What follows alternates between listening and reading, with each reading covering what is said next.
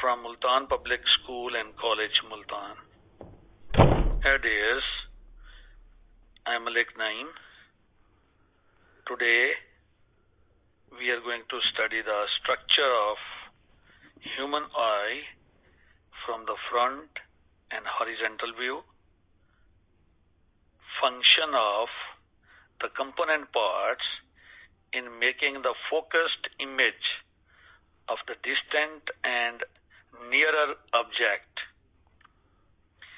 We are also going to study the pupil reflex in the bright and dim light.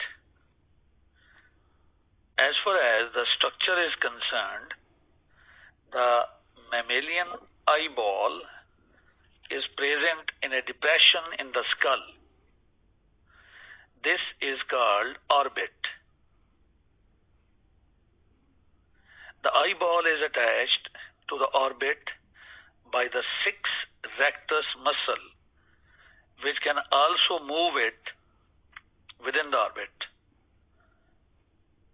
The exposed part of the eyeball is covered by the thin, transparent membrane called conjunctiva. This is continuous with the skin of the eyelids. There are 2 eyelids in the human eye. Each eye has 2 eyelids, upper and lower eyelid. These eyelids protect the eyes from intense light. They save the eyeball from dust particles, and they also produce tear that keep the eyeball moist and reduce friction. In emotions, excess tear are produced from the tear gland. Tear gland are present in the outer eyelid, in the outer corner of the upper eyelid. And when they are produced in excess, they are passed into nasolacrimal duct, in which someone experience running nose or even overflow can cause crying.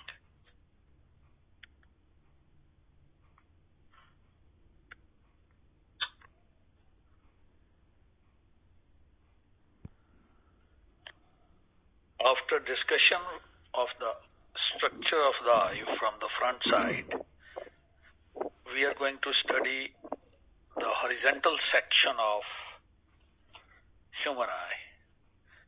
Human eye is made up of 3 layers. The outermost layer is tough, white, fibrous.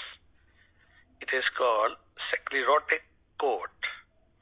It maintains the shape of eyeball, and on the front side it appears as a white of the eyeball,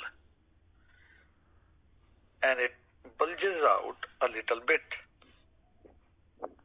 The second layer of the eyeball, which is visible as a black liner in front of you, is called choroid. It contains many blood vessels that provide nourishment to the eyeball. The third layer of this second layer on the front side appear as a ciliary body and the iris. Iris has a small hole in its center called pupil. The color of the iris may be blue to gray in some generations, and in the other people, its color is green to brown. Different shades from green to brown. Green, light brown, dark brown, leading to the dark brown color and the black. The size of the pupil depends upon the light that we will discuss in the next slide. Now we move to the third layer of the eyeball, known as retina. The light yellow in color in front of you.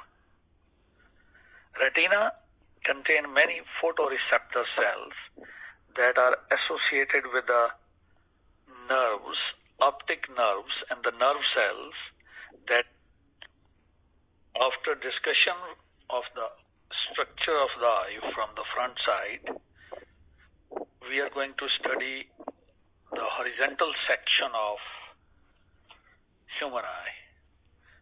Human eye is made up of three layers.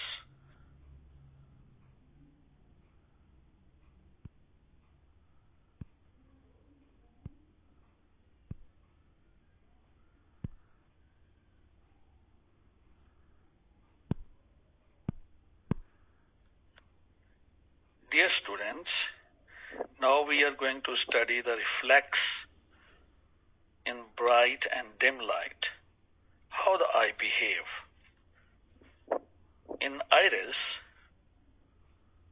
which is the extension of choroid on the front side of the eyeball, and it has small hole called pupil. It is made up of two types of muscle, rather two sets of muscle, the circular muscle and the radial muscle. When the light is intense or bright, the size of the pupil decreases because the circular muscle contract and the radial muscle relax. Contrary to that, in the dim light, the size of the pupil enlarge and the circular muscle relax, whereas the radial muscle contract. When the radial muscle contracts, they pull the muscle toward the outer side and the size of the pupil increase. This is the behavior of the eyeball, especially the iris, in the bright and dim light. Now we are going to study the accommodation in the eyeball.